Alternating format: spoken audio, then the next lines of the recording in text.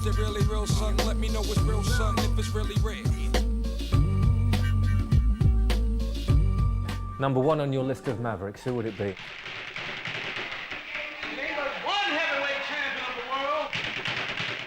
It has to be Muhammad Ali. I introduce the heavyweight champion of the world, indeed of Canada's, Muhammad Ali. Alias in his early days, Cassius Clay, the Louisville Lip, an Olympic champion. Where do you start? The greatest, the original, the ultimate Maverick. This is the legend of Muhammad Ali, the prettiest fighter there ever will be. This brash young boxer is something to see, and the heavyweight championship is his destiny.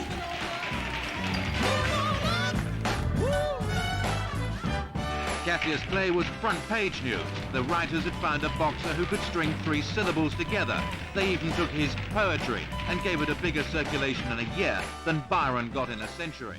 Ali was the first guy that brought poetry and artistry to the heavyweight division. Here you had a boxer that threw away the shackles of what people perceive to be heavyweight boxers.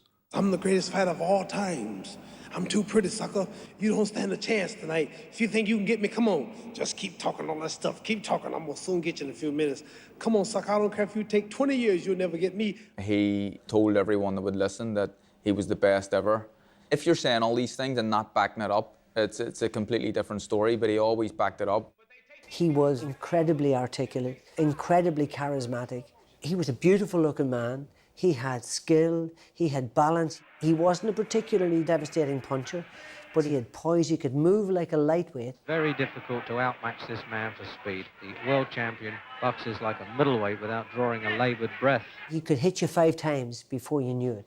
I probably couldn't take the beating that I put on individuals. I wouldn't take it myself. I would retire if I had to get hit in my pretty face all that long, you understand?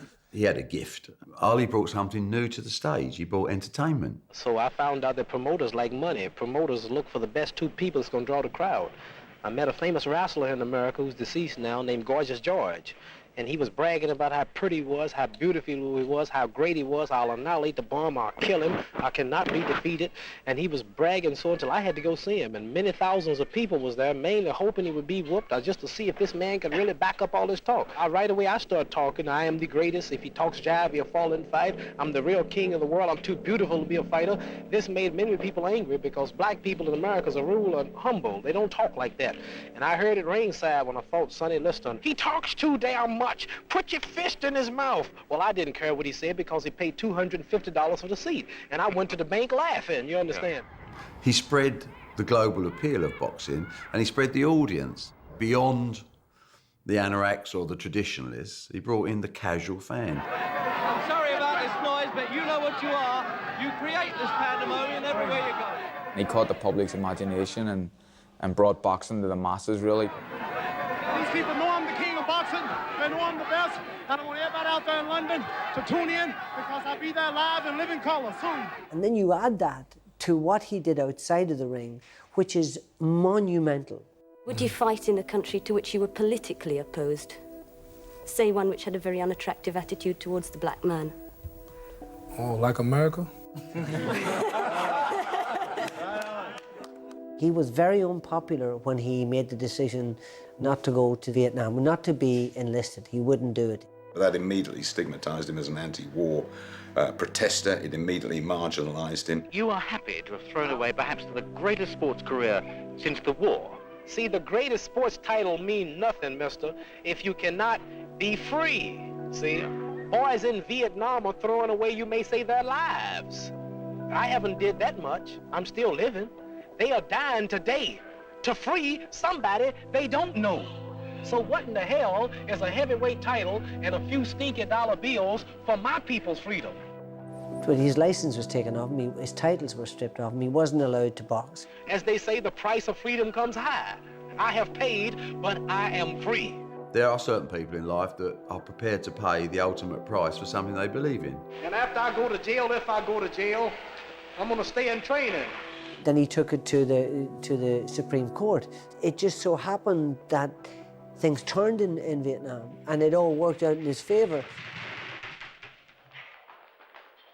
By the end of the 3 years, he was a hero for standing up for perhaps for the right reason.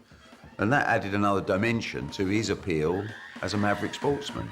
And there he is, the man of the moment, and I must say he's looking in tremendous shape. A beautiful touch. Oh, and he's just made Flynn fall over himself. Oh, this is a brilliant Ali now. This is really back to his best. I was off for 3.5 years, but now I'm back. I'm convinced, I'm cool, I'm ready. My wind is good, my weight's good, and I'm better than ever.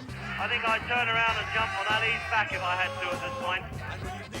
What a sensational finish! All right, I'm ready. Tell them all back in England, I'm ready. I'm ready for Joe Frazier. I'm fighting every month. I'm proving he's coward. I want them all to get ready. Want them all to get ready. Ali, why? Want them all to get ready. There was a darker side sometimes to his comments. Yeah. He was hugely rude and upsetting to Frazier, and, you know, he called him an Uncle Tom, and that was an awful thing to say. He tormented, almost tortured opponents in the ring because of things they'd said to him, not calling him by his proper name, etc. There are people to this day who never quite forgave him for that. I don't want to shake hands with him or George Foreman. They've been talking, they're my contenders, they're my enemies, and I just want them. I don't want to shake hands with nothing. A lot of people didn't like it. People wanted to see him get knocked out, but they were still tuning in to either see him win or to see him get beat. George Foreman's coming up here now. All right. I'll whoop him too. Oh, no. Well, I don't know if you're hearing me, but there's a hell of a scuffle going on here. Ali's trilogy with Joe Frazier was global sporting theatre. But his one greatest achievement in the ring came at the age of 32, in the Rumble in the Jungle, against a young, fearsome champion, George Foreman. Just before the fight, I'm looking at him and the man's giving us instructions. I said, sucker, you are in trouble tonight. No one really thought he was going to win that fight. Foreman was a heavy favourite. You were fighting your idol. When you were a little kid, you were hearing about me. Foreman was a formidable puncher, the biggest puncher in the division. First round, I laid in the corners, right? I said, come on, show me something. I talked through the whole fight. He had an incredible ability to absorb punishment. They told me you could hit hard. You're just a sissy. Ali just lay on the ropes all night and took everything that he threw at him. He just, and every once in a while I just go. Who would have thought that that could have won a fight against the most ferocious puncher in boxing? See, he's going. I done hit him before he got there. And Ali just to lie there and soak up all the punishment, and when the time was right, take him out. Round 7, and you're tired. You have 8 more rounds to go. Come on, keep punching. I want you to get tired. Okay, take your best shot. Take your best shot. He's breathing. I said, oh, you finished, boy. You are in trouble. I said, you don't have but 2 chances, slim and none. Make me believe in you. There's never been a greater sportsman, and never will be in my eyes, than Muhammad Ali. Was he a maverick? He was the greatest maverick of all. What he did for the world of sport was revolutionary.